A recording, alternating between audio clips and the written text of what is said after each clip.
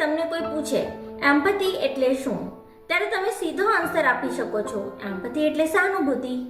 પરંતુ આજે આપણે માત્ર એમ્પથીની વાત નથી કરવાના, પરંતુ આજના વિડીયોમાં આપણે વાત કરીશું એમ્પથી ઇન ઇમોશનલ ઇન્ટેલિજન્સ. એ કેવી રીતે શક્ય છે, એમાં આપણે કેવી રીતે જોડાઈ શકીએ છીએ, કેવી રીતે કેળવાઈ શકીએ છીએ, એની વાત આપણે શીખવાના છે.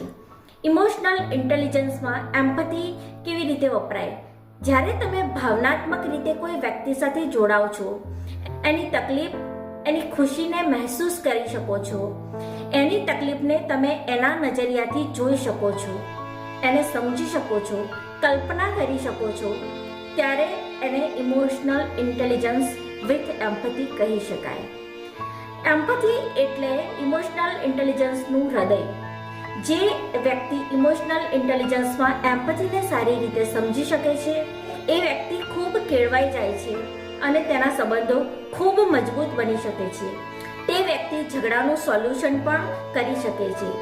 અને સૌથી મોટી વાત તો એ છે કે એ વ્યક્તિ ખૂબ સારો લીડર, વક્તા બની શકે છે અને ઘણા બધા લોકોને મદદ કરી શકે છે. એક એક્ઝામ્પલ સાથે સમજી લઈએ.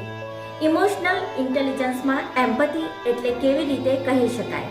એક્ઝામ્પલ નંબર 1, કોઈ વિદ્યાર્થી ફેલ થાય છે અને ત્યારે તેનો મિત્ર તેની પાસે જઈને કહે છે, તું ચિંતા ના કરીશ, આવતી વખતે વધુ મહેનત કરજે અને તું પાસ થઈ જઈશ. આવી વાતોથી એ વ્યક્તિને માત્ર અને માત્ર દિલાસો મળે છે, પરંતુ એને અંદરની હૂંફ નથી મળતી. એક્ઝામ્પલ નંબર 2, કોઈ વ્યક્તિ એટલે કે કોઈ વિદ્યાર્થી ફેલ થાય છે અને એનો મિત્ર એની પાસે જાય છે, એના ખભે હાથ મૂકે છે, એની સાથે બેસે છે અને તેને સમજાવે છે કે તું જે ફીલ કરી શકે છે એ હું ફીલ કરી શકું છું.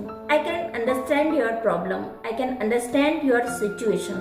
હું કલ્પના કરી શકું છું કે તને કેટલું દુઃખ થઈ રહ્યું છે, હું એ દુઃખને મહેસૂસ કરી શકું છું.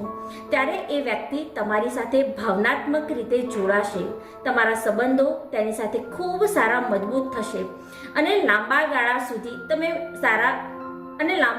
સુધી એ બંને વ્યક્તિઓ સારા મિત્રો બનીને રહેશે.